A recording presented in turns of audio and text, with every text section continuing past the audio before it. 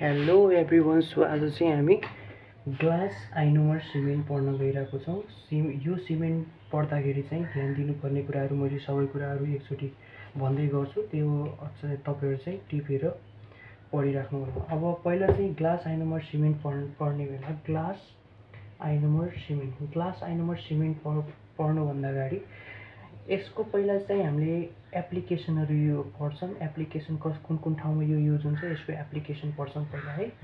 Application पढ्छौँ हामीले। एप्लिकेसनमा के पढ्छौँ भन्दाखेरि केमा युज हुन्छ त पहिला चाहिँ हामीले यो पढ्नु पऱ्यो। एप्लिकेसनमा के कुन ठाउँमा युज हुन्छ, जसरी कि एज लाइनर एज बेस पनि हुन्छ, as liner and bases use भइरहेको हुन्छ यो। अर्को कुरा चाहिँ कस्तो हुन्छ भने यो एज अ रेस्टोरेटिभ मेटेरियल पनि युज भइरहेको हुन्छ। कस्तो restorative material? Aesthetic restorative material. कस्तो कुन क्याभिटीमा? क्लास 3 क्याभिटीमा युज भइरहेको हुन्छ। यसलाई चाहिँ हामीले के लेख्छौँ? Used as anterior aesthetic रेस्टोरेटिभ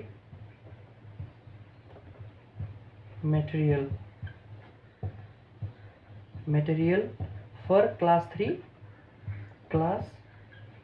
3 cavity. यो दोस्रो एप्लिकेसन भयो। त्यसरी तेस्रो एप्लिकेसन के को लागि भयो?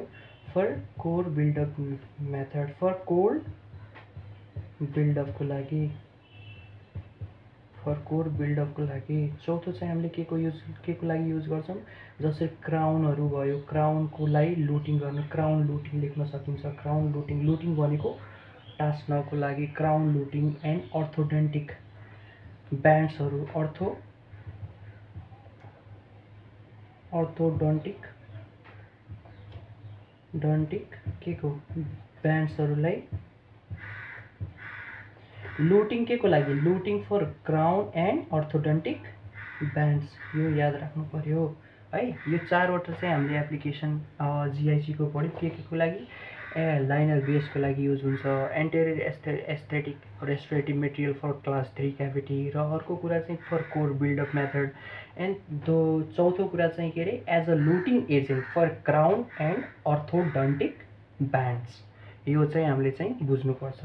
अब यो पढिसकेपछि अब हामीले जिआइसीको के पढ्छौँ? क्लासिफिकेसन। एकदम इम्पोर्टेन्ट, यो चाहिँ जान्नै पर्छ। जसरी भए पनि भाइभामा पनि सोद्धा यतिसम्म त जान्नुपर्छ। यो जानिएन भने फेरि सिधै फेल गरिदिइराख्नुहुन्छ। यतिसम्म चाहिँ जान्नुपर्छ है। ग्लास आइनोमर सिमेन्टको के जान्नुपर्छ? हामीले क्लासिफिकेसन एकदम मस्ट जान्नै पर्छ। सो क्लास कति? टाइप 1 छ है। टाइप 1 देखि कति छ? Type 2, type 3, type 4, type 5, type 6, type 7। यसलाई याद गर्नको लागि पनि मैले भनिदिइरहेको हुन्छ, त्यो ट्रिक्स भनिदिन्छु। टाइप 8 र टाइप 9 यो चाहिँ याद राख्ने। अब टाइप 1 लाई चाहिँ के भन्छन् रे? टाइप 1 लाई हामीले जान्नु पर्यो लुटिङको लागि हुन्छ। जिआइसी टाइप 1 लुटिङको लागि। त्यसपछि अर्को चाहिँ रेस्टोरेटिभ। अब type 3 is liner and base. Type 4 के को लागि? Pit and fissure. Pit and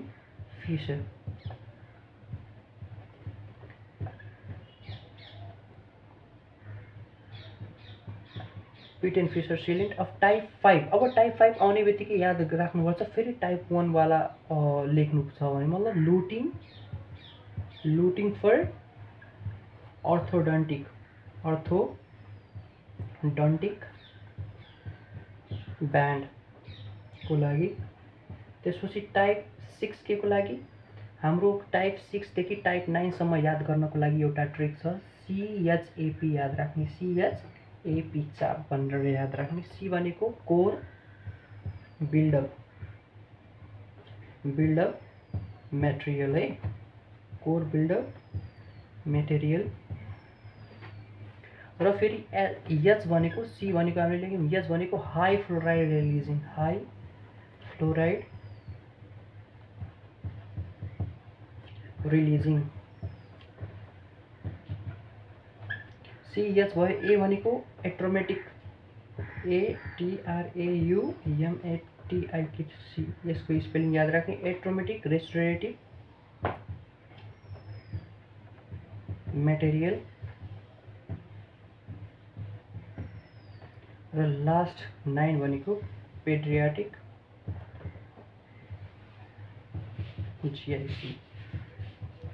यतिसम्म चाहिँ हामीले एकदमै जान्नुपर्छ है, सबैको चाहिँ के राख्नुपर्छ टाइप सबैको जान्नै पर्छ, जसरी भए पनि एटलिस्ट यति त जान्नुपर्छ है टाइप चाहिँ सबैको। ल अब यो टाइप पनि हामीले पढ्यौँ, के पढ्यौँ, एप्लिकेसन पढ्यौँ, टाइप पढ्यौँ है। अर्को कुरा चाहिँ के छ भने यो glass ionomer are adhesive tooth colour anti cariogenic restorative material, यो चाहिँ यसको बारेमा फेरि मैले एकचोटि भन्छु। अब यसको कम्पोजिसन पढौँ है, GIC को कम्पोजिसन के हो पढ्नु भयो नि, बुझ्नु भयो नि। यो लुटिङ रेस्टोरेटिभ लाइनरी base pit and fissure sealant luting for orthodontic bands core buildup material high fluoride releasing, त्यसपछि एट्रोमेटिक रेस्टोरेटिभ मेटेरियल र पेडियाट्रिक ग्लास आइनोमर सिमेन्ट। अब यसको लागि CHAP चाप याद राख्ने, के याद राख्ने रे CHAP। लास्ट घरिघरि कहिले काहीँ बिर्सिन्छ, भाइभामा पनि बिर्सिन्छ, त्यति बेला ठ्याक्कै CHAP याद राखेको छ भने त्यो बारे चाहिँ अलिक आइडिया डेभलप हुन्छ। ल अब यसको चाहिँ हामीले के पढ्छौँ, कम्पोजिसन पढ्छौँ है। कम्पोजिसनमा पहिला हामीले चाहिँ यस्तो, यो GIC मा के हुन्छ, GIC मा के हुन्छ रे पाउडर र लिक्विड हुन्छ। अब पाउडरमा के हुन्छ त, ठिक छ यो याद राख्नु पर्यो। पाउडरमा के हुन्छ चाहिँ GIC मा के हुन्छ पाउडर र लिक्विड हुन्छ, यो चाहिँ दिमागमा राख्नु पर्यो। अब पाउडरमा के कम्पोजिसन हुन्छ, के हुन्छ है त्यो याद राख्नु। अब पाउडरको पहिला हामीले लेखौँ पाउडर। अब पाउडर भन्ने बित्तिकै याद गर्ने जहिले पनि इन्ग्रेडियन्ट के हुन्छ है,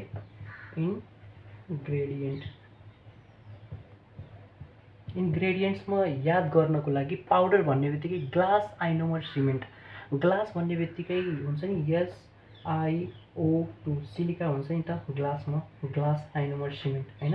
त्यसै इन्ग्रेडियन्ट र पर्सेन्टेज वेट पनि लेख्ने केमा पर्सेन्टेजमा। अब इन्ग्रेडियन्ट र वेट लेख्दाखेरि जहिले याद राख्ने, कहिलेकाहीँ बिर्सिन्छ अगाडिको के हो भन्ने बित्तिकै, त्यसरी याद राख्ने पाउडर भनेको ग्लास आइनोमर सिमेन्टको पाउडर भनेको के हो ग्लास हो, ग्लास भन्ने बित्तिकै सिलिका लेख्ने, सिलिका। अब सिलिका लेख्ने बित्तिकै अलुमिना, त्यसपछि अल्मुनियम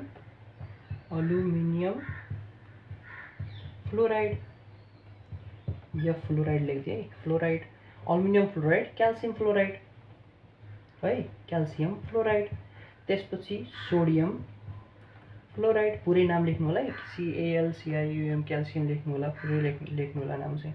अनि अल्मुनियम फस्फेट है, अल्मुनियम फस्फेट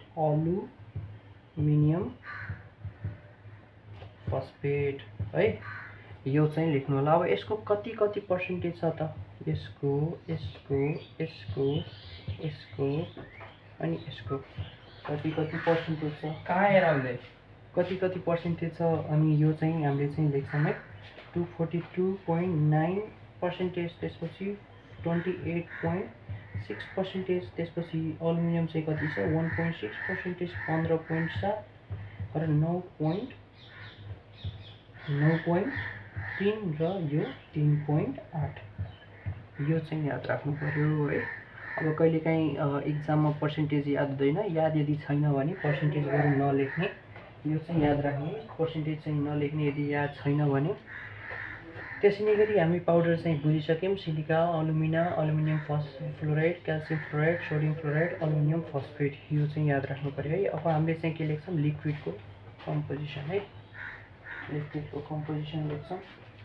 अब लिक्विडको कम्पोजिसन के छ भने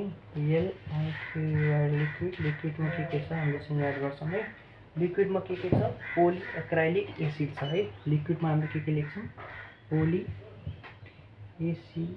यसमा पनि के लेख्नुहुन्छ, कम्पोनेन्ट अथवा इन्ग्रेडियन्ट लेख्नुहुन्छ, कम्पोनेन्ट लेख्नुहोस् है, कम्पोनेन्ट र अब फङ्सन पनि लेख्न सक्नुहुन्छ, के काम छ त,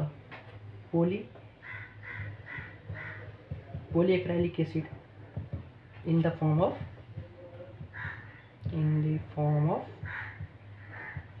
copolymer in the form of copolymer with itaconic acid,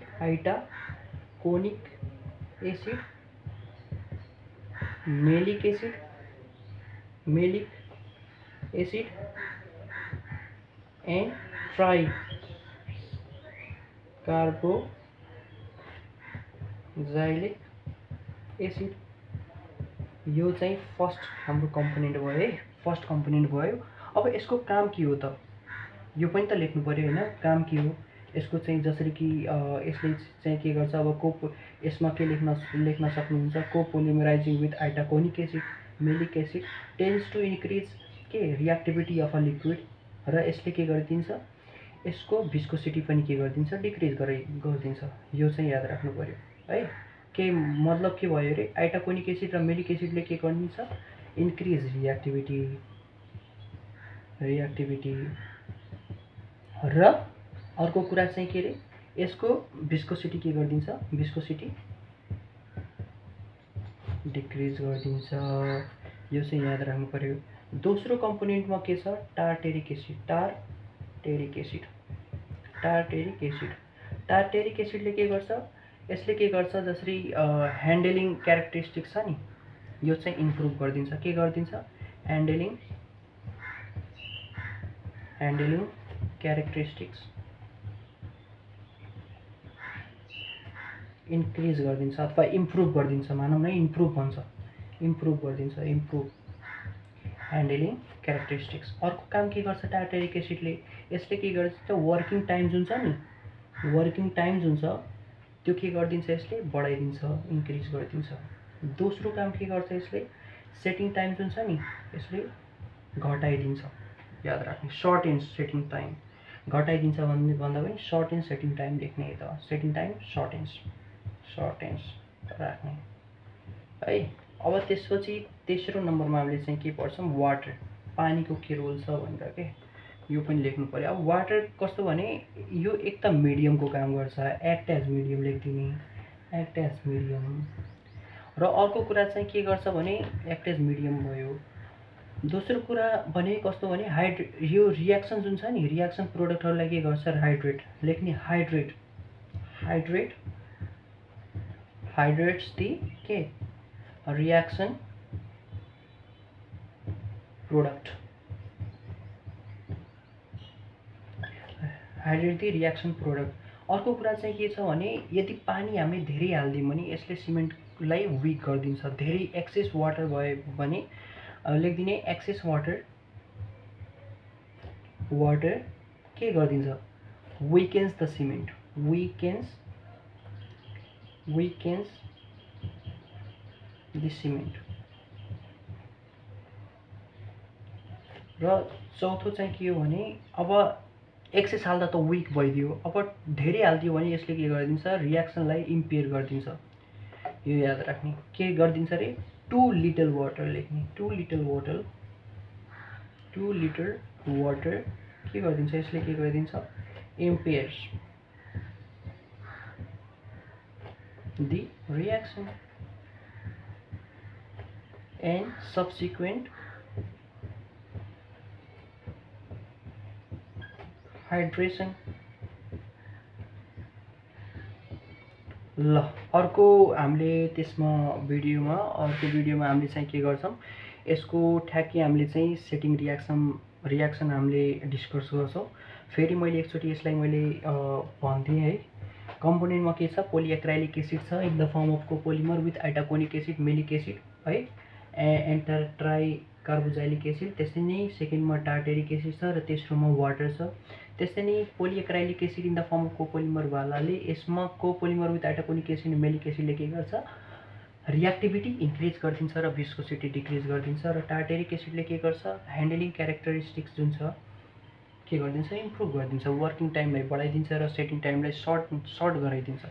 त्यसै नै वाटरको कुरा गर्ने भने, वाटर एउटा मिडियमको काम गर्छ र रियाक्सन प्रोडक्टहरूलाई हाइड्रेट गर्छ।